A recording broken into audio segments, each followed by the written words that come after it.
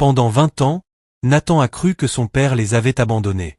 Sa mère lui avait dit que c'était un homme égoïste qui avait pris leurs économies et s'était enfui. Mais lorsque Nathan s'arrêta pour donner quelques pièces à un homme assis sur un banc dans un parc, il aperçut une cicatrice familière sur le poignet de cet homme. La vérité était bien plus dangereuse que n'importe quel mensonge. Le vent hurlait à travers les arbres dénudés de Central Park, apportant le froid mordant et impitoyable de la fin de l'automne. Nathan Cole se tenait sur l'allée pavée, son manteau en laine sur mesure peinant à repousser le froid qui semblait venir de sa propre âme. Il regardait les joggeurs et les couples vêtus de tenues de sport de luxe passer rapidement devant un certain banc, détournant le regard, inclinant leur corps comme si la pauvreté était une maladie contagieuse.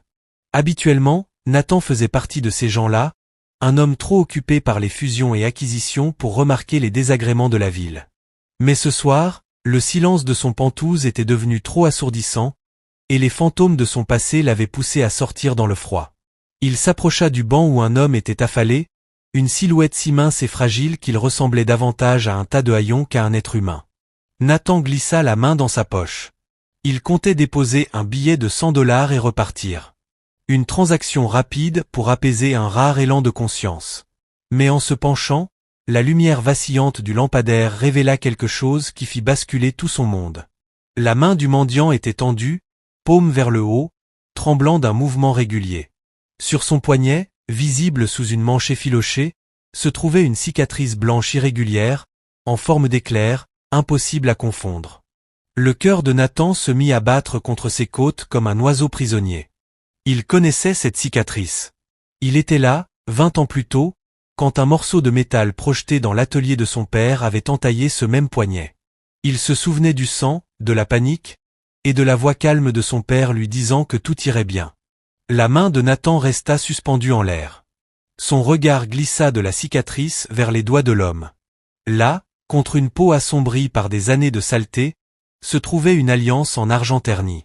Elle était usée, mais les initiales gravées de l'emblème de la famille Cole restaient visibles dans la faible lumière. « Papa » murmura Nathan, le mot lui paraissant étranger et lourd dans la bouche.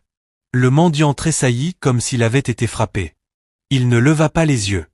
Au lieu de cela, il tenta de retirer sa main dans l'ombre de son manteau, se repliant sur lui-même avec le réflexe de quelqu'un qui a appris à occuper le moins d'espace possible. « Vous vous trompez de personne, monsieur » râla l'homme d'une voix semblable à des feuilles sèches raclant le sol. « Je suis juste le vieux Joe, personne d'important. » Mais Nathan ne se laissa pas décourager.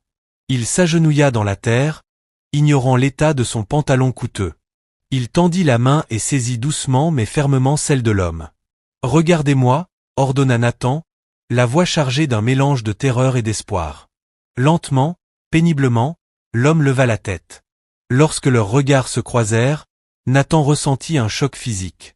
Le mendiant avait des yeux d'un vert émeraude exactement comme les siens, une caractéristique rare dont la famille Cole était fière depuis des générations. Le visage de l'homme devint pâle comme un linge, et pendant un instant, le masque de l'anonyme se fissura, révélant une reconnaissance douloureuse. « Nathan » souffla l'homme, les lèvres tremblantes. Cette confirmation brisa les 20 dernières années de la vie de Nathan en 1000 morceaux tranchants. L'homme que sa mère avait qualifié de lâche. L'homme dont on lui avait dit qu'il était mort dans la honte après avoir volé leur avenir, était assis sur un banc, tremblant de froid. Ce n'était pas un voleur parti vivre dans le luxe. C'était un homme détruit. « Comment es-tu encore en vie » articula Nathan, les larmes brouillant enfin sa vue. « Maman m'a dit, elle m'a dit que tu étais parti. Elle m'a dit que tu nous avais laissés sans rien. » Les yeux du vieil homme balayèrent le parc, remplis d'une peur soudaine et aiguë, comme un instinct de survie. Il tenta de se lever, les jambes faibles et tremblantes. « Tu n'aurais pas dû me trouver. Nathan, tu dois partir. Si elle sait, si Patricia découvre que tu m'as vu. » Il se pencha plus près, son souffle formant un nuage blanc dans l'air glacé, et murmura un avertissement qui glaça Nathan plus que le vent. « Ta mère ne t'a pas protégé de moi, mon fils. Elle a protégé son empire en s'assurant que je reste un fantôme. Et elle détruira quiconque tentera de révéler la vérité. » Le mot « papa » resta suspendu dans l'air glacé entre eux, chargé de 20 années de questions sans réponse, de douleur et d'un espoir soudain et terrifiant. Pour Nathan, le monde autour d'eux, le bourdonnement lointain de la circulation, le bruissement des feuilles sèches, les regards jugeants des riches promenant leurs chiens, disparut complètement. Il n'y avait plus que cet homme, cet assemblage d'ombres et de cicatrices, portant le visage d'une légende que Nathan avait tenté d'enterrer. Mais la réaction qu'il attendait, une étreinte émue, une reconnaissance joyeuse, ne vint pas. Au lieu de cela, l'homme sursauta comme si Nathan l'avait frappé. Il retira brusquement sa main, cachant profondément l'anneau d'argent dans les plis de son manteau sale. Ses yeux verts émeraude identiques à ceux de Nathan, parcouraient le parc avec une peur animale et frénétique. « Vous vous trompez de personne, monsieur », râla l'homme d'une voix brisée, rude et creuse. « Je suis juste Joe. Le vieux Joe. Je ne sais pas de qui vous parlez. S'il vous plaît, laissez-moi tranquille. » Il tenta de quitter le banc, ses mouvements maladroits et faibles. Ses jambes semblaient à peine soutenir son corps maigre, et il faillit tomber dans la terre. Nathan, par réflexe, le retint en attrapant les manches rugueuses de son manteau. Sous les haillons, il sentit des bras réduits à l'os et à la tension. « Tu n'es pas Joe » déclara Nathan, la voix pleine d'une certitude désespérée. « Je connais cette cicatrice. Je connais cette bague. Et je connais la façon dont tu me regardes en ce moment. » L'homme cessa de se débattre un instant, respirant de manière saccadée. Il baissa les yeux vers le sol, et Nathan remarqua un petit geste particulier. L'homme inclina légèrement la tête vers la gauche, plissant un œil comme pour mieux réfléchir face à la peur. C'était une habitude que Nathan voyait chaque matin dans son propre reflet quand il était concentré ou sous pression. Une signature biologique que ni le temps ni la saleté ne pouvaient effacer. « Papa, regarde-moi » supplia Nathan, la voix brisée. « C'est Nathan. Ton fils. Pourquoi tu te caches? Pourquoi tu vis comme ça? Maman m'a dit que tu étais parti. Elle m'a dit que tu avais tout pris et nous avais laissés dans la misère. Mais regarde-toi. Tu n'as rien pris. Tu as souffert. » Les épaules de l'homme se mirent à trembler, et pendant un instant, le personnage du vieux Joe sembla s'effondrer. Une larme coula sur sa joue, traçant une ligne propre à travers la crasse. Il leva les yeux vers Nathan, et le masque du mendiant tomba, révélant l'âme d'un homme vidé par une vie de secret. « Nathan » murmura-t-il, comme une prière qu'il n'avait pas osé prononcer depuis 20 ans. « Mon petit Nathan, tu as tellement grandi. Tu ressembles à ton grand-père. » Pendant un instant, le silence du parc devint sacré. Nathan voulait le serrer dans ses bras, l'emmener dans son pantouse, appeler tous les médecins de la ville et réparer tout ce qui était brisé. Mais cet instant fut brisé par une nouvelle vague de panique qui s'empara d'Elias. Il serra les mains de Nathan, ses doigts sales s'enfonçant dans sa peau. « Tu dois partir » siffla Elias, les yeux écarquillés d'une peur proche de la folie. « Tu n'aurais jamais dû me trouver. Si elle sait, si Patricia découvre que tu m'as vu, elle te détruira, Nathan. Elle prendra tout ce que tu as construit. Elle n'est pas celle que tu crois. C'est une ombre qui engloutit tout ce qu'elle touche. » Nathan ressentit un frisson glacé qui n'avait rien à voir avec le vent. Il pensa à sa mère, l'élégante Patricia Cole, assise en bout de table en salle de réunion, un collier de perles au cou et un sourire qui n'atteignait jamais ses yeux. Il avait toujours admiré sa force, sa capacité à survivre à la trahison d'un mari qu'il croyait faible. Mais en voyant l'état brisé de son père, le récit qu'il avait cru pendant 20 ans commença à se dissoudre. « Je suis milliardaire, papa » dit Nathan fermement, tentant de projeter la puissance avec laquelle il dirigeait des empires. « J'ai la meilleure sécurité, les meilleurs avocats. Elle ne peut pas me faire de mal, et elle ne peut plus te faire de mal non plus. Viens avec moi. J'ai une voiture juste là. Je vais t'emmener dans un endroit sûr. » Elias secoua violemment la tête, ses longs cheveux gris fouettant son visage. « Tu ne comprends pas jusqu'où va son pouvoir, mon fils. Elle ne s'est pas contentée de te dire que j'étais mort. Elle a fait en sorte que le monde entier me croie criminel. Elle a menacé de me piéger pour des crimes qui m'auraient envoyé en prison à vie. Elle m'a dit que si je m'approchais de toi, elle s'assurerait que tu aies un accident, comme celui qu'elle prétend que j'ai eu. » La voix de l'homme tomba en un murmure terrifiant. « Je suis resté loin pour te garder en vie, Nathan. J'ai vécu dans les bas-fonds pour que tu vives dans les nuages. Je suis devenu un fantôme pour que tu deviennes un roi. S'il te plaît, si tu m'aimes encore, pars et oublie que tu m'as vu. Laisse-moi rester mort. Nathan resta là, les genoux toujours dans la terre, regardant l'homme qui avait sacrifié toute son existence pour un fils qu'il avait détesté pendant 20 ans. La vérité était bien plus dangereuse que n'importe quel mensonge. Et en regardant les mains tremblantes de son père, Nathan comprit que la guerre pour l'âme de sa famille ne faisait que commencer. Il ne partirait pas. Il allait ramener son père à la vie, peu importe le prix. Nathan insista pour emmener son père dans un endroit chaud, mais Elias secoua la tête, les yeux fixés sur un chemin menant vers les zones industrielles de la ville. « Il y a quelque chose que tu dois voir, Nathan, » murmura-t-il, d'une voix semblable à des feuilles sèches raclant le sol. Nathan fit signe à son chauffeur, Monsieur Peterson, de les suivre à distance dans la berline noire, mais il continua à pied, marchant aux côtés de cet homme qui ressemblait davantage à une ombre qu'à un être humain. Ils passèrent devant des murs à la peinture écaillée et des routes pleines de nids de poules, jusqu'à atteindre une minuscule cabane près de la rivière. Le toit était en tôle rouillée, percé de trous visibles, et la porte n'était qu'un morceau de tissu épais et taché qui flottait dans le vent. À l'intérieur, l'air sentait le bois humide et les vieux souvenirs poussiéreux. Le cœur de Nathan se serra violemment en observant la pièce unique. Il n'y avait pas de lit, seulement une natte fine et usée posée sur un sol en terre, et un seau en plastique dans un coin pour l'eau. C'était un espace plus petit que le dressing du penthouse de luxe de Nathan Point. « Tu as vécu ici pendant des années ?» demanda Nathan, la voix chargée d'une douleur qu'aucun succès ne pouvait apaiser. Elias ne répondit pas tout de suite. À la place, il s'agenouilla sur la natte et souleva une planche mal fixée, d'où il sortit une vieille boîte métallique rouillée. « Ta mère t'a dit que j'étais un voleur qui avait pris les économies de la famille, » commença-t-il, les mains tremblantes. « Mais la vérité, c'est que j'ai découvert que c'était elle qui prenait l'argent. Elle détournait des fonds de notre petite entreprise pour financer un mode de vie que je ne pouvais pas encore lui offrir. » Nathan sentit son esprit vaciller. Il se souvenait des histoires que sa mère, Patricia, lui avait racontées sur ses efforts pour les maintenir à flot après la trahison. « Quand je l'ai confrontée, elle ne s'est pas excusée, » continua Elias, ses yeux verts reflétant la lumière faible d'une ampoule vacillante. « Elle m'a dit qu'elle avait déjà falsifié ma signature sur les documents bancaires. Elle a dit que si je ne quittais pas la région et ne restais pas mort aux yeux du monde, elle appellerait la police et me ferait arrêter pour détournement de fonds. » Nathan s'agrippa au bord d'une table en bois instable pour garder l'équilibre. « Elle t'aurait envoyé en prison en sachant que tu étais innocent. » Pire, murmura Elias en baissant la tête, honteux.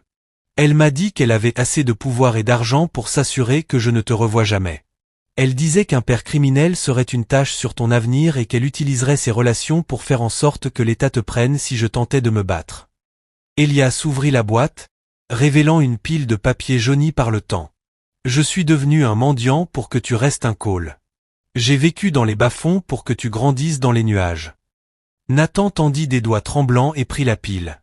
Ce n'était ni des documents légaux ni de l'argent. C'étaient des cartes d'anniversaire. Chacune était adressée à lui, écrite de la main soignée et penchée de son père. Joyeux 11e anniversaire, Nathan. Joyeux 15e anniversaire, Nathan. À mon fils pour ses 21 ans. Aucune n'avait de timbre ni de cachet postal. Elias les avait écrites chaque année pendant 2 décennies, mais il avait eu trop peur du pouvoir de Patricia pour les envoyer. Nathan regarda les cartes, puis l'homme qui avait mangé des restes et dormi sur un sol en terre pour protéger un fils qu'il avait détesté pendant 20 ans. La femme qui bordait Nathan le soir et lui avait appris à être impitoyable pour préserver leur héritage avait bâti tout son empire sur des mensonges et l'âme brisée de l'homme qu'elle prétendait avoir survécu. Elle a dit à tout le monde que c'était elle qui avait sauvé le nom de la famille, déclara Nathan, la voix chargée d'une colère froide et tranchante. Elias regarda son fils avec une tristesse lucide. Elle ne l'a pas sauvé, Nathan. Elle l'a pris, et elle s'est assurée que la seule personne qui connaissait la vérité soit trop effrayée pour parler. Nathan se releva, la mâchoire serrée, les yeux brûlants d'un nouvel objectif.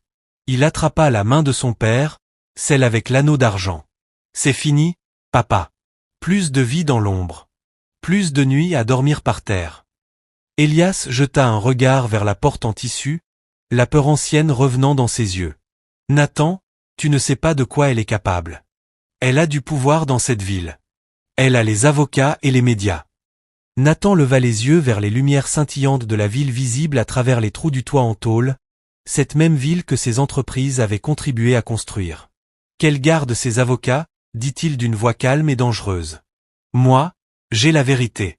Et demain soir, lors de son grand gala d'anniversaire, toute la ville va découvrir quel genre de reine elle est vraiment. Elias vit la détermination dans les yeux de son fils, et pour la première fois depuis 20 ans, il se permit de respirer. Nathan descendit de la berline noire et se tint devant les imposantes grilles en fer du domaine des Cole. Pour la première fois de sa vie, les piliers de pierre massifs et la pelouse parfaitement entretenue ne lui semblaient plus être un symbole de réussite. Il ressemblait aux murs d'une prison construite sur des os. L'odeur du bois humide et pourri de la cabane de son père semblait encore s'accrocher à son manteau, contrastant violemment avec le parfum de jasmin en fleurs et de cire coûteuse qui s'échappait du hall ouvert du manoir. En entrant, le marbre résonnait sous chacun de ses pas, comme le tic-tac d'une horloge annonçant une catastrophe imminente. Dans le grand salon, il trouva sa mère, Patricia. Elle incarnait l'élégance, vêtue d'une robe de soie couleur nuit, ses perles emblématiques brillantes sur sa peau. Elle tenait un verre en cristal, riant doucement avec certains des investisseurs les plus influents de la ville. Aux yeux du monde, elle était la veuve digne qui avait élevé un titan à partir des cendres d'un foyer brisé. Mais pour Nathan, ce n'était qu'un masque, le masque froid et calculateur d'une femme qui avait échangé l'âme de son mari contre une place au sommet. Il attendit que les invités se dirigent vers la salle à manger avant de s'approcher d'elle. « Mère » dit-il d'une voix aussi posée que possible. Patricia se tourna vers lui, son sourire s'élargissant sans jamais atteindre ses yeux vers émeraude. Les mêmes yeux qu'elle lui avait transmis, les mêmes qui pleuraient en ce moment dans une cabane au bord de la rivière. « Nathan, mon chéri, tu es en retard pour le toast, dit-elle en tendant la main pour lui caresser la joue. Nathan eut un léger mouvement de recul, si discret qu'elle faillit ne pas le remarquer. Quelque chose ne va pas? On dirait que tu as traîné dans les bas-fonds. Je pensais à papa aujourd'hui, répondit Nathan, la fixant avec l'intensité d'un prédateur. Au jour où il est parti. Tu as toujours dit que c'était un lâche incapable de supporter le poids du nom de famille. Mais dis-moi, mère, l'as-tu vraiment aimé, ou n'était-il qu'un simple échelon pour toi? L'air dans la pièce sembla se figer. La main de Patricia s'immobilisa. Pendant un long instant, le masque se fissura.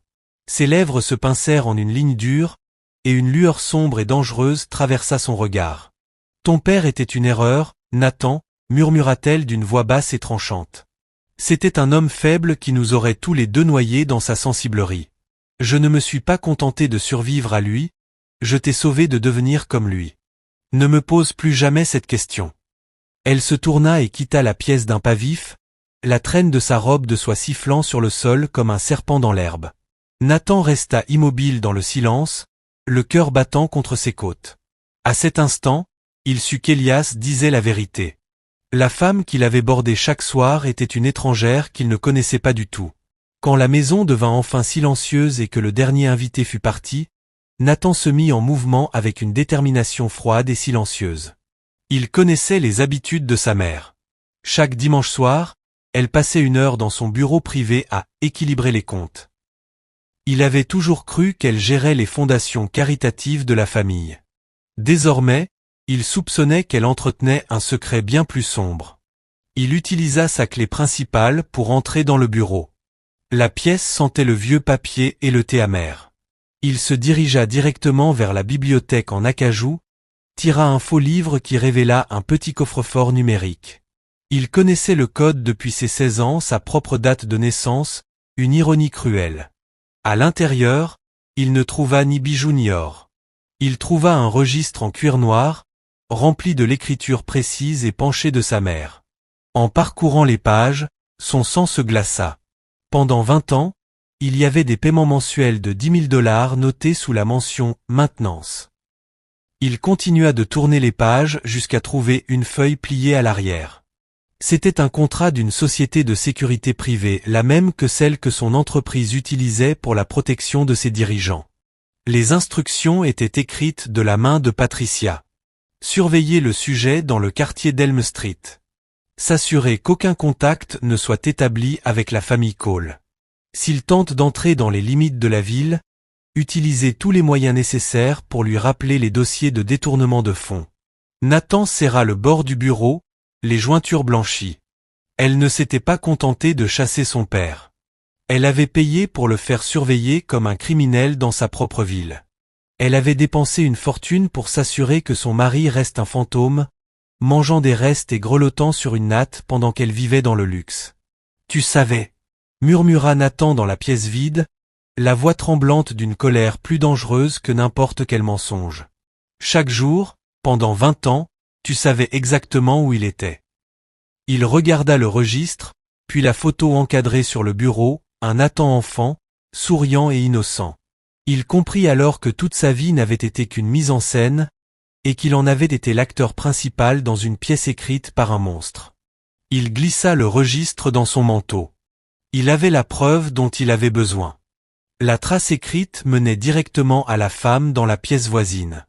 Il s'approcha de la fenêtre et observa la skyline de la ville, ses lumières scintillant comme des diamants. Le lendemain, c'était le grand gala anniversaire de sa mère, une célébration de 20 ans de sa force et de son leadership. Toute la ville serait présente pour applaudir la reine de l'industrie. Nathan posa son front contre la vitre froide. Il n'allait pas faire un discours sur son succès. Il allait rendre la vie à son père. Et il allait s'assurer que toute la ville voit la vérité derrière le masque. La guerre pour l'âme de la famille Cole venait de commencer. Nathan était assis à l'arrière de sa berline, le registre noir posé contre sa poitrine comme un bloc de glace. Il regardait les lumières de la ville défiler, une tapisserie scintillante de richesse et de progrès qu'il réalisait désormais tissée de cruauté. Chaque bâtiment qu'il avait construit, chaque affaire qu'il avait conclue, était entaché par le fait que son père vivait dans une cabane pendant que sa mère payait pour le maintenir dans cette misère. Le titan de l'industrie se sentait comme un imposteur, un roi régnant sur un royaume d'illusions. Il savait que le registre n'était qu'un début. Pour réellement démanteler le mur que Patricia avait construit, il lui fallait plus que des notes privées. Il lui fallait des preuves juridiques de ce qui avait permis d'enterrer un homme vivant il y a 20 ans. Il demanda à son chauffeur de se diriger vers un quartier plus ancien et plus calme de la ville, où les maisons étaient modestes et les arbres chargés d'âge. Il allait voir Arthur Penhalagan, l'homme qui avait été l'avocat principal de la famille Cole pendant 30 ans avant sa retraite soudaine et discrète. Nathan trouva la maison d'Arthur, un modeste bungalow en briques qui sentait la fumée de bois et le vieux papier. Quand l'avocat à la retraite ouvrit la porte, ses yeux s'écarquillèrent derrière ses épaisses lunettes. Il regarda Nathan, puis le registre noir sous son bras, et ses épaules s'affaissèrent comme si un poids porté depuis 20 ans devenait enfin trop lourd. « Je savais que ce jour viendrait, Nathan, » murmura Arthur en s'écartant pour le laisser entrer. Le salon était rempli d'étagères du sol au plafond, couvertes de dossiers juridiques et de journaux poussiéreux. « Ta mère est une femme très méthodique, mais même elle n'a pas pu tout effacer. » Nathan posa le registre sur la table basse. « Parle-moi de la confession, Arthur. Celle que tu as présentée au conseil il y a 20 ans. Celle qui disait que mon père avait admis avoir volé tout le capital de l'entreprise avant de disparaître. » Les mains d'Arthur tremblaient en versant 2 tasses de thé. Il ne regardait pas Nathan. « Je ne me suis pas contenté de la présenter, Nathan, je l'ai écrite. » La confession resta suspendue dans l'air comme un coup violent. Arthur expliqua que la nuit de la trahison, Patricia était venue dans son bureau avec un choix-point, elle lui montra des documents. Des documents qu'elle avait falsifiés qui donnaient l'impression qu'Arthur lui-même était impliqué dans le détournement de fonds. Elle lui proposa $100 000 pour « corriger l'histoire », ou bien elle promettait de l'envoyer en prison pour le reste de sa vie. « J'étais un jeune homme avec une famille, Nathan, j'avais peur », dit Arthur, la voix brisée par une honte qui semblait l'avoir vieilli plus que le temps lui-même. Il se dirigea vers une armoire verrouillée dans un coin et en sortit un dossier jauni. À l'intérieur se trouvait un relevé bancaire du mois où Elias avait disparu. Le regard de Nathan se fixa sur une ligne précise. Un transfert de $100 000 vers un compte offshore au nom d'Arthur, suivi d'une série de paiements plus petits et réguliers à une société appelée Shadowrest Security. « Shadowrest » murmura Nathan, reconnaissant le nom du registre de sa mère. « Ce n'étaient pas des gardes du corps, Nathan, » répondit Arthur en croisant enfin son regard. « C'étaient des geôliers. Ta mère leur a payé 10 000 $ chaque mois pendant 20 ans. Non pas pour protéger ton père, mais pour le surveiller, pour s'assurer qu'il reste dans la zone industrielle, pour lui rappeler, chaque fois qu'il tentait de se rapprocher du centre-ville, qu'elle avait de quoi le faire arrêter définitivement. Nathan feuilleta le dossier, découvrant des copies des contrats de surveillance originaux. Ils étaient signés de l'écriture précise et glaciale de sa mère. Les documents détaillaient chaque mouvement d'Elias, où il dormait, ce qu'il mangeait, les noms des rares personnes qui faisaient preuve de gentillesse envers lui. C'était un dossier de 20 ans retraçant la traque d'un homme dans sa propre ville. Nathan réalisa que chaque fois qu'il avait dîné avec sa mère le dimanche, chaque fois qu'elle avait loué sa réussite, elle savait exactement sur quel banc son père dormait. La preuve était irréfutable. Ce n'était pas seulement un secret de famille. C'était une conspiration de plusieurs décennies impliquant fraude, falsification et destruction systématique d'un être humain. Nathan se leva, le cœur brûlant d'une détermination froide et tranchante. Il avait le registre. Il avait la confession de l'avocat. Et maintenant, il avait la trace écrite reliant directement les perles de sa mère au haillon de son père. « Merci, Arthur », dit-il d'une voix basse et dangereuse. « Vous m'avez donné les armes dont j'ai besoin. »« Qu'est-ce que tu vas faire ?» demanda Arthur, le visage pâle d'inquiétude. Nathan regarda les documents, puis la skyline lumineuse où l'Empire Cole se dressait fièrement. « Ma mère organise demain soir un gala pour célébrer ses 20 ans à la tête de l'entreprise. Elle veut que toute la ville la voie comme une reine. Moi, je vais m'assurer qu'il la voit telle qu'elle est vraiment. Je vais ramener mon père à la maison, et je vais faire en sorte que chaque personne dans cette salle sache exactement ce que son pouvoir lui a coûté. » Nathan était assis à l'arrière de sa voiture, ses doigts glissant sur le cuir froid du registre qu'il avait pris dans le coffre de sa mère. Il pensait à la vie qu'il avait menée pendant 20 ans. Une vie construite sur la croyance que son père était un lâche qu'il avait abandonné. Il avait consacré chaque instant à devenir le fils parfait, bâtissant un empire de plusieurs milliards pour compenser la honte qu'il croyait que son père avait apportée au nom des Cole. Mais après avoir vu l'homme tremblant sur le banc du parc et lu la confession de l'avocat, Nathan comprit que tout son monde n'était qu'une mise en scène soigneusement orchestrée. La femme qu'il appelait mère n'était pas une survivante. Elle était l'architecte de la destruction d'un homme. Il savait qu'il avait les preuves pour détruire sa carrière et sa réputation. Mais avant de tout révéler lors du gala, il voulait voir une dernière chose. Savoir s'il restait ne serait-ce qu'une trace de la mère qu'il croyait connaître derrière ses yeux froids et calculateurs. Il décida d'utiliser une stratégie qu'il appliquait souvent à ses employés, poser un piège pour révéler sa vraie nature. Nathan entra dans le grand hall du manoir Cole. L'odeur de lys coûteux remplissait l'air, une odeur qui lui donnait désormais la nausée. Il trouva Patricia dans sa bibliothèque privée, assise dans un fauteuil en velours, en train de vérifier la liste des invités du gala. Elle leva les yeux, son sourire parfaitement maîtrisé. « Nathan, tu as l'air épuisé », dit-elle d'une voix douce comme de la soie. « Tu dois te concentrer. Demain est la soirée la plus importante de notre vie. » Nathan s'assit en face d'elle, penché en avant, la tête dans les mains. Il fit en sorte que ses doigts tremblent légèrement. « Mère, j'ai quelque chose de terrible à te dire, » murmura-t-il. Patricia posa son stylo doré. « Qu'y a-t-il, mon chéri? Un problème d'affaires? » « C'est plus que ça, » mentit Nathan, la voix brisée. « Les auditeurs fédéraux, ils enquêtent sur les transferts offshore de l'entreprise d'il y a 20 ans.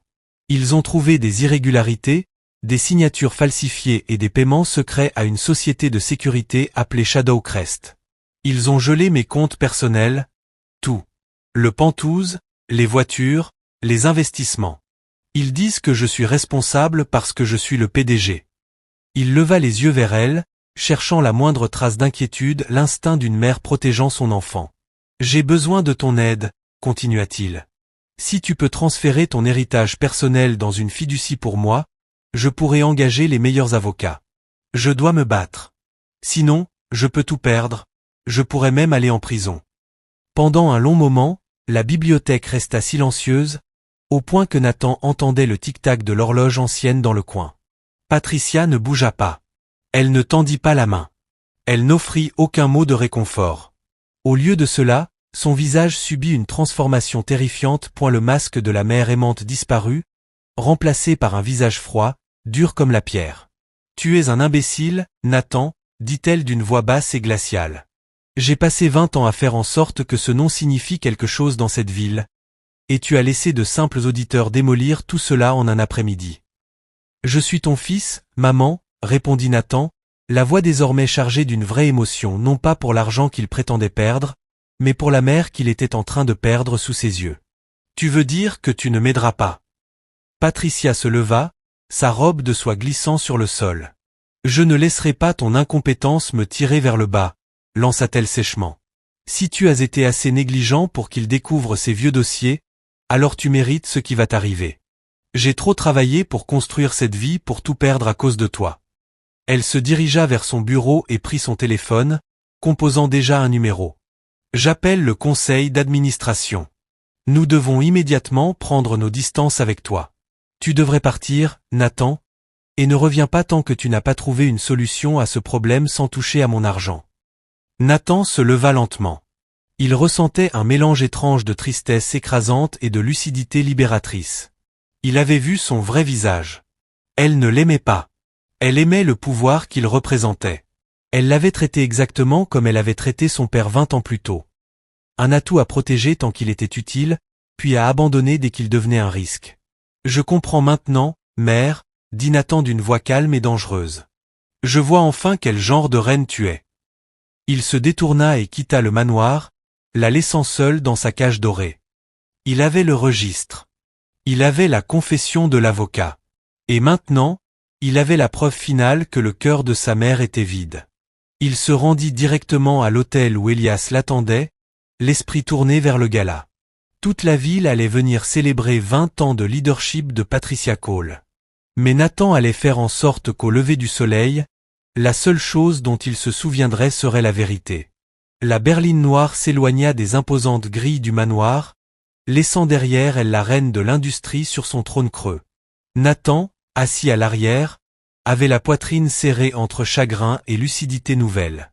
Il regarda l'homme assis à côté de lui, un homme qui aurait dû n'être qu'un souvenir, un voleur, un fantôme. Elias était assis raide sur le siège en cuir, les mains encore marquées par la poussière du quartier industriel, agrippant ses genoux comme s'il craignait que la voiture disparaisse soudainement. Nathan ne ramena pas son père à son penthouse. Il savait que cet endroit, avec ses murs de verre et son mobilier froid et moderne, semblerait irréel pour un homme qui avait vécu dans une cabane pendant 20 ans. À la place, il demanda au chauffeur de les conduire au Golden Palace Hotel, l'établissement le plus prestigieux du centre-ville. Lorsqu'ils arrivèrent à l'entrée principale, le portier en uniforme doré s'avança pour ouvrir la porte. Quand Elias descendit, son manteau sale et trop grand, ainsi que ses chaussures usées, contrastaient violemment avec les colonnes de marbre et le tapis rouge. Nathan remarqua le changement d'expression du portier, une évaluation rapide, presque instinctive.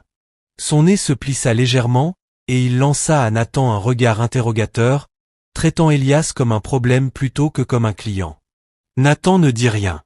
Il se dirigea vers la réception et posa sa carte noire sur le comptoir brillant. La suite présidentielle, ordonna-t-il d'une voix froide qui résonna dans le hall. Les yeux du réceptionniste s'écarquillèrent en reconnaissant le nom. Tout de suite, Monsieur Cole. Veuillez nous excuser pour l'attente. Nathan observa le changement instantané d'attitude du personnel passant du jugement au respect. Cela le révolta. Son père était le même homme, quelle que soit la carte posée sur le comptoir, mais le monde ne voyait que les haillons. Ils prirent l'ascenseur jusqu'au dernier étage dans un silence lourd. Quand les portes s'ouvrirent sur la suite, Elias s'arrêta sur le seuil. Il contempla les 3 chambres, les immenses baies vitrées donnant sur la ville et les tapis blancs si doux qu'ils semblaient faits de nuages. « Nathan » murmura-t-il, la voix tremblante. « C'est trop, je n'ai pas ma place ici. »« Rien n'est trop beau pour toi, papa » répondit Nathan, la voix chargée d'émotion. « Tu as vécu 20 ans dans l'ombre pour que je vive dans la lumière. Maintenant, cette lumière est aussi la tienne. » Nathan guida son père vers la salle de bain principale et fit couler un bain. Il ajouta des huiles apaisantes et s'assura que l'eau soit parfaitement chaude. Il posa un peignoir en soie et des vêtements propres qu'il avait fait livrer immédiatement. « Prends ton temps, dit-il doucement. Efface toutes ces années passées dans cette cabane. Je suis juste dehors. » Près d'1 heure plus tard, la porte s'ouvrit. Élias sortit, la peau propre, les longs cheveux gris encore humides et soigneusement coiffés. Sans la saleté et les haillons, la ressemblance entre les deux hommes était frappante. Même mâchoire, mêmes épaules larges, mêmes yeux vert émeraude chargés d'histoire. Ça faisait si longtemps que je n'avais pas senti la chaleur d'un vrai bain, dit Élias, les yeux rouges. Un serveur arriva avec le service de chambre, poulet rôti, pain chaud et soupe de légumes. Nathan regarda son père s'asseoir. Élias prit un morceau de pain, mais ses mains tremblaient encore, un tremblement régulier que Nathan comprenait désormais. Ce n'était pas l'âge, mais 20 années de peur. Il mangea lentement, son corps peu habitué à une telle abondance. « Parle-moi des lettres, papa » demanda doucement Nathan. Élias regarda la pile de cartes d'anniversaire que Nathan avait rapportées de la cabane. « Je les écrivais chaque année, Nathan. Le jour de ton anniversaire, je m'asseyais près de la rivière et j'imaginais à quoi tu ressemblais. J'imaginais que tu étais heureux. C'était la seule chose qui me faisait tenir. L'idée qu'en restant un fantôme, je te permettais d'être un roi. » Nathan tendit la main et serra celle de son père, sentant l'anneau d'argent. « Tu n'as plus besoin d'être un fantôme, promit-il. Demain, c'est le gala de maman. Toute la ville sera là pour célébrer ses 20 ans de force. Ils pensent venir à une fête, mais en réalité, ils viennent pour la vérité. » Nathan regarda le miroir, observant leur reflet commun. Le mendiant avait disparu, remplacé par un homme à la dignité tranquille. La reconstruction avait commencé, mais Nathan savait qu'elle ne serait complète que lorsque le monde verrait le crime commis au nom de l'héritage des Cole. Il regarda son père et dit « Demain, la ville saura enfin qui est le véritable héros de cette histoire. » La grande salle de bal du Cole Plaza était une mer de soie scintillante et de verre en cristal qui s'entrechoquaient. C'était la nuit du gala du 20e anniversaire, un monument à la domination de Patricia Cole sur le paysage industriel de la ville. L'air était saturé du parfum de 5000 lys blancs importés, une odeur qui, pour Nathan, ressemblait désormais à l'air stérile d'un tombeau. Tout brillait, chaque surface polie à la perfection, reflétant les centaines d'invités qui se déplaçaient comme des bancs de poissons colorés, leur voix formant un bourdonnement d'orgueil et d'ambition. Patricia était dans son élément. Elle se tenait au centre de la salle, vêtue d'une robe argentée scintillante comme une armure. Autour de son cou, les diamants Cole, lourds et glacial. Elle discutait avec le maire et les banquiers les plus influents, son rire résonnant comme du verre brisé. Aux yeux du monde, elle était la veuve de fer, la femme digne qui avait transformé une tragédie familiale en un empire milliardaire. Mais en hauteur, dans une galerie privée à l'abri des regards, Nathan se tenait aux côtés de son père. La transformation d'Élias Cole était spectaculaire. Les haillons et l'odeur de misère avaient disparu, remplacés par un costume sur mesure et la dignité retrouvée d'un homme enfin restauré.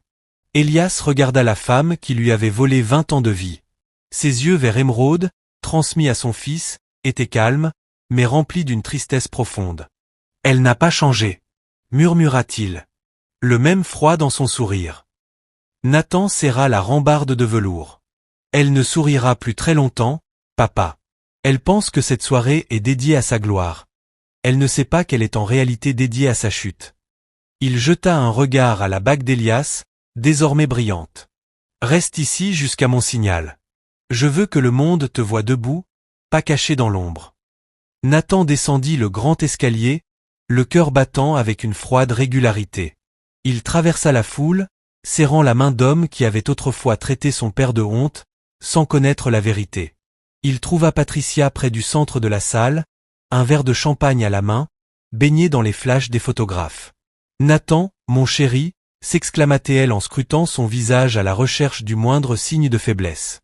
Elle lui toucha la joue d'une main froide comme du marbre. « Je vois que tu as réussi à t'habiller correctement.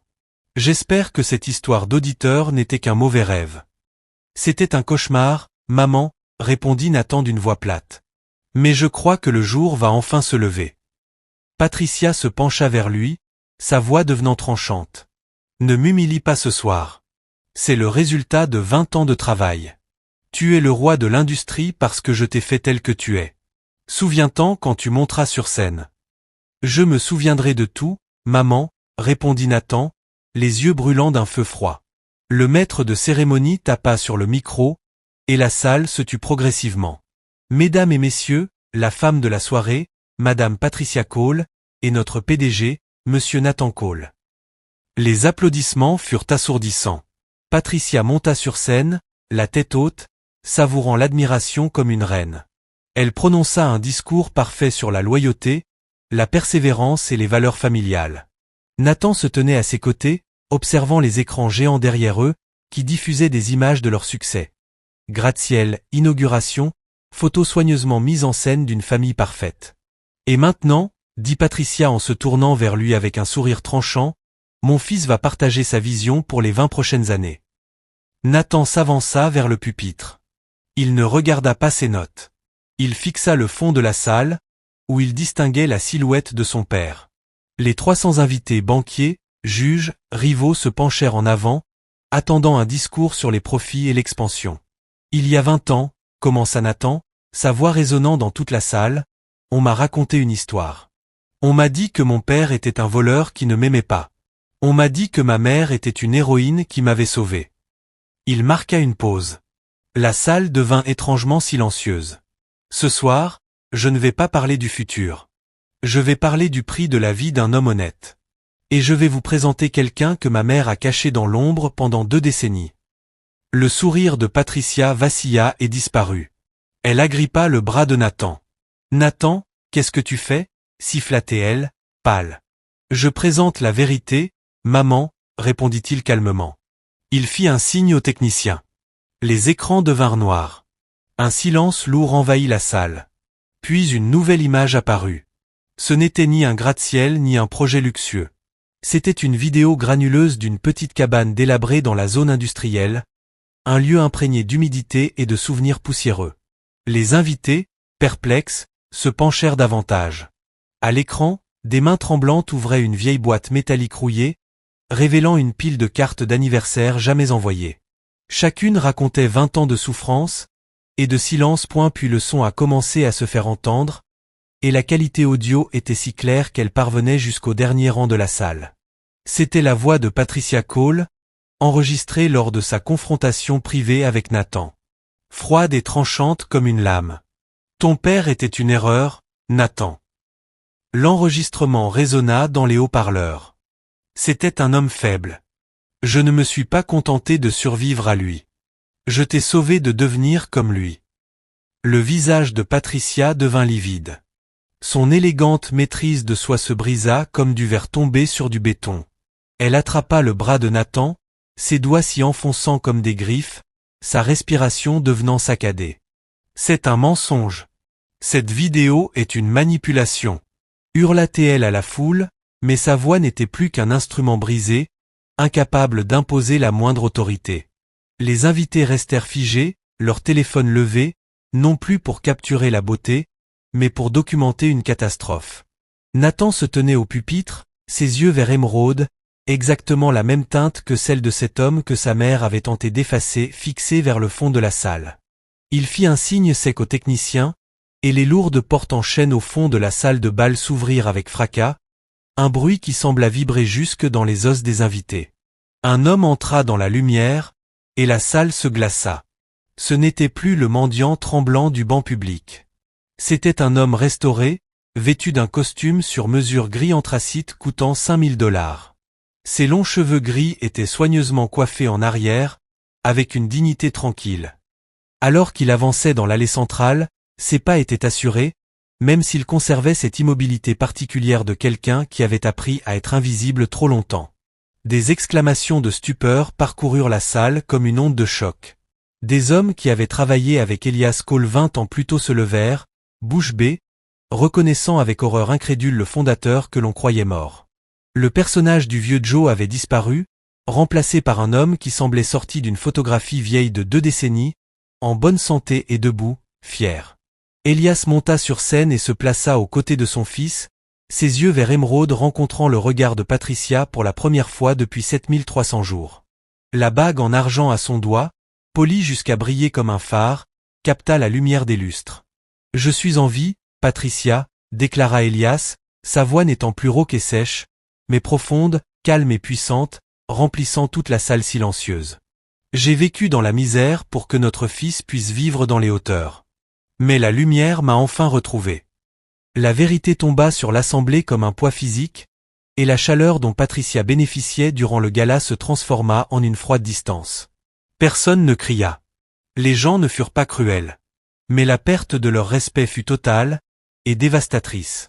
Patricia regarda autour d'elle les visages de ceux qu'elle avait cherché à impressionner pendant 20 ans, et elle vit qu'ils se détournaient d'elle. Elle était une reine sans trône, debout dans une robe argentée qui ressemblait désormais à une armure pour une guerre qu'elle avait déjà perdue. Nathan reprit la parole au micro, sa voix résonnant avec force dans la salle. Pendant 20 ans, cette ville a cru à une histoire de force et de sacrifice, déclara-t-il en regardant les 300 témoins stupéfaits. Ce soir, vous avez vu le véritable héros, l'homme qui a tout sacrifié par amour, pendant que la femme à mes côtés sacrifiait tout le monde pour le pouvoir. Alors qu'Elias se tenait droit, une femme au 4e rang commença à applaudir lentement, avec gravité. D'autres la suivirent, jusqu'à ce que toute la salle soit envahie par des applaudissements puissants et chargés d'émotion. Ce n'était pas l'ovation festive d'une soirée mondaine, mais un hommage à un homme qui venait enfin de sortir de l'ombre. Patricia s'affaissa dans sa chaise, le visage figé, comprenant qu'aucune richesse ne pourrait jamais enterrer la vérité à nouveau.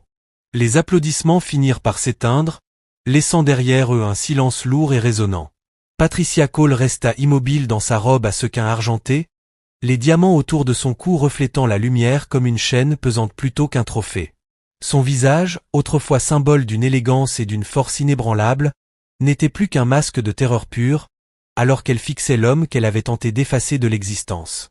Elias se tenait aux côtés de Nathan sur scène, le dos droit, ses yeux vert émeraude, les mêmes qu'elle voyait chaque jour à travers son fils, brûlant d'une flamme calme et déterminée. Les 300 invités, les banquiers et politiciens les plus puissants de la ville, restaient là, témoins silencieux d'un crime qu'aucune somme d'argent ne pourrait jamais cacher à nouveau. Le silence fut brisé par le bruit lourd et régulier des portes latérales de la salle qui s'ouvraient. 4 hommes en costume sombre entrèrent, leur visage aussi froid et inflexible que les preuves que Nathan tenait désormais entre ses mains. Ils étaient des agents fédéraux, et ils ne regardaient ni les compositions florales coûteuses ni les lustres en cristal.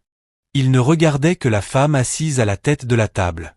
Nathan s'avança, prenant le registre en cuir noir qu'il avait récupéré du coffre privé de sa mère, et le posa sur le pupitre pour que tout le monde puisse le voir. Depuis 20 ans, ce registre est la carte secrète de la destruction d'un homme, dit Nathan, sa voix résonnant dans toute la salle grâce au haut-parleur.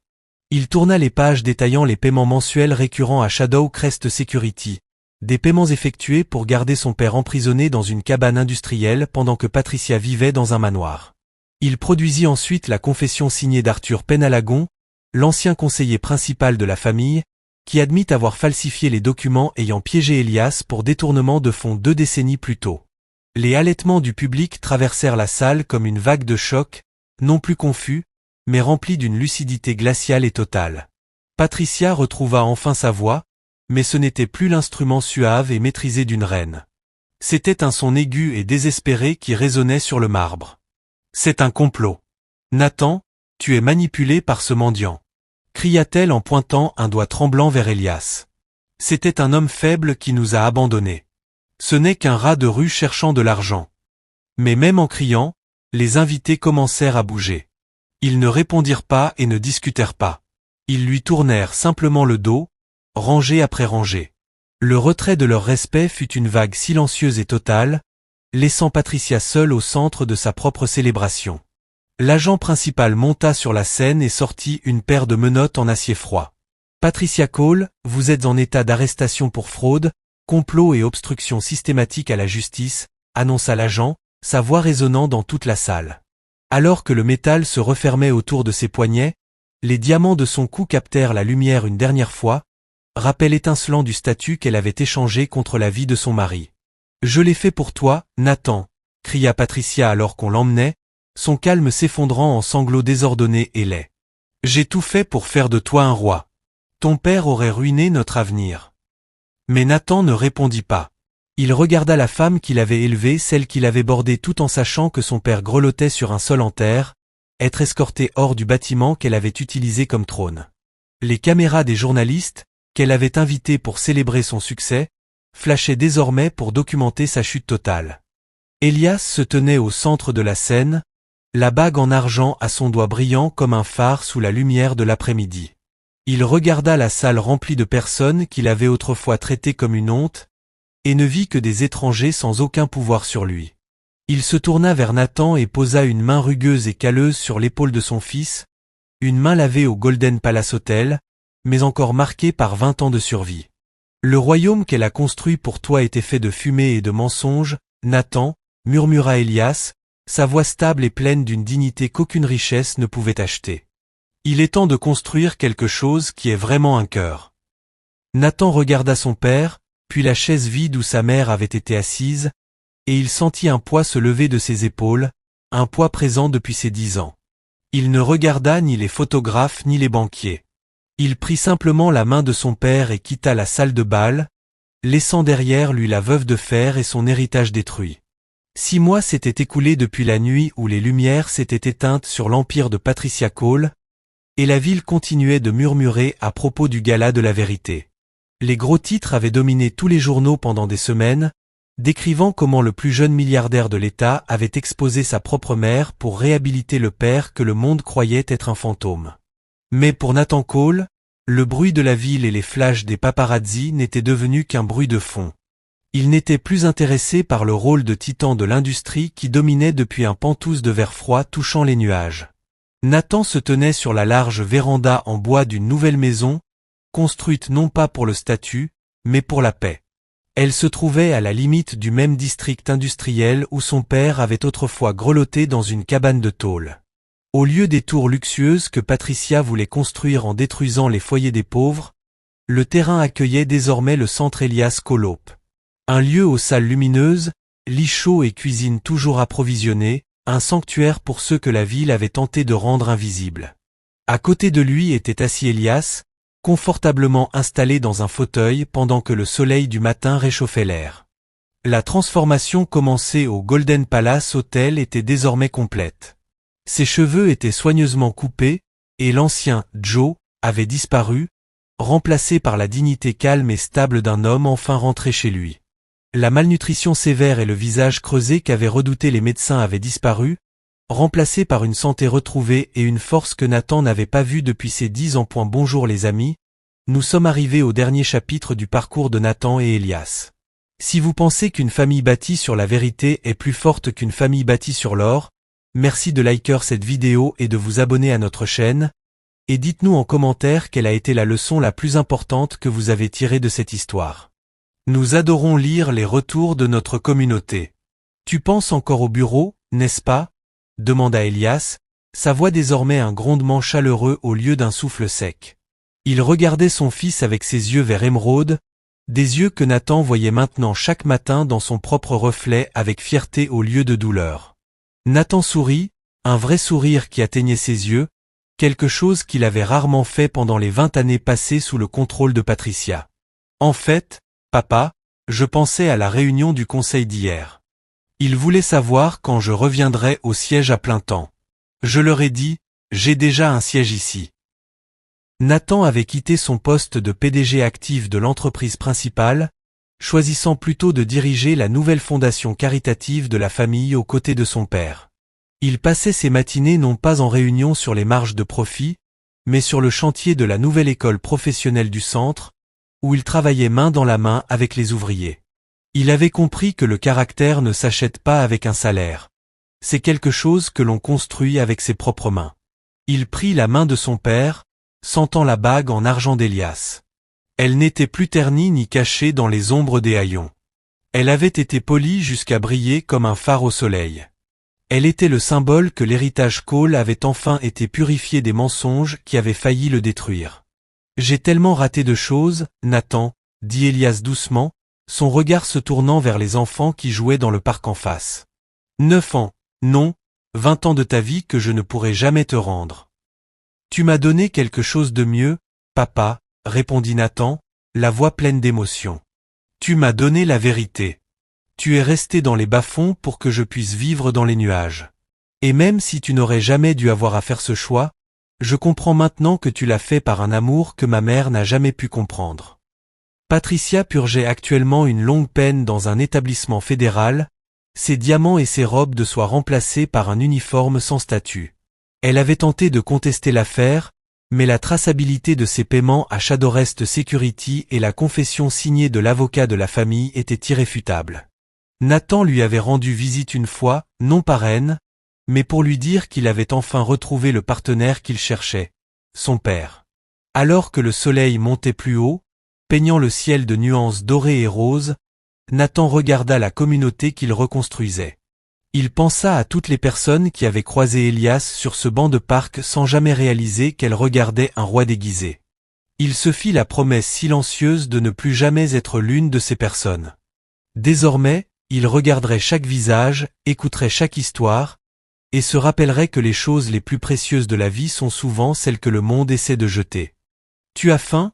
demanda Nathan en se levant et en tendant la main à son père. « Je crois qu'il est temps de prendre le petit déjeuner, et cette fois, c'est moi qui fais les œufs. » Elias rit, un rire qui n'était plus rauque faute d'usage. « Tant qu'ils sont meilleurs que ceux que ta mère me faisait, plaisanta-t-il en s'appuyant sur son fils tandis qu'ils entraient dans la maison chaude et lumineuse. Le milliardaire autrefois froid et efficace avait enfin compris que le vrai succès ne se mesure pas à la hauteur d'un bâtiment, mais à la profondeur de l'amour que l'on porte à ceux qui sont restés à ses côtés quand on n'avait rien. La vérité était arrivée tard, mais elle était arrivée avec assez de lumière pour chasser 20 ans d'ombre. J'espère que vous avez apprécié cette histoire autant que j'ai aimé la créer pour vous. Si le parcours de Nathan vous a touché, partagez cette vidéo avec quelqu'un qui a besoin de l'entendre. Et souvenez-vous, la vérité, même quand elle fait mal, est toujours préférable à un mensonge confortable. Avez-vous déjà eu le courage de défendre ce qui est juste, même quand c'était difficile? Dites-nous ce que vous en pensez en commentaire. À bientôt pour ma prochaine histoire.